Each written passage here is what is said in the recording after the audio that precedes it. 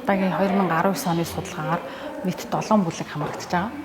За энэ удаагийн онцлог нь бол одоо энэ тандалт судалгаа маань угаасаа л хэдэн хэвээ дох бэлгийн замаар дамжих халдварын одоо сэргийлэлтийг сайжруулах, харалтыг бууруулах зорилготой байдаг.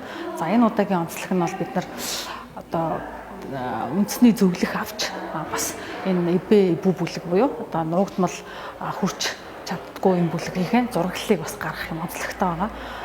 Тэгээд 4 жил тутамд хийгддэг одоо эрсдэл багтаа бүлгүүд бас хамрагдаж байгаа. Өөрөөр хэлбэл нийт 7 бүлэг хамрагдаж байгаа гэсэн үг. Хэдэн хэвээ дох болон тэмбүүгийн дархлалтыг үзээд одоо энийг эмчлэх, дээрэс нь бас яг нь цаашид үйл ажиллагаа одоо хэрэгжиж байгаа хөтөлбөр бас үнэлэх зорилготой байдаг байхгүй.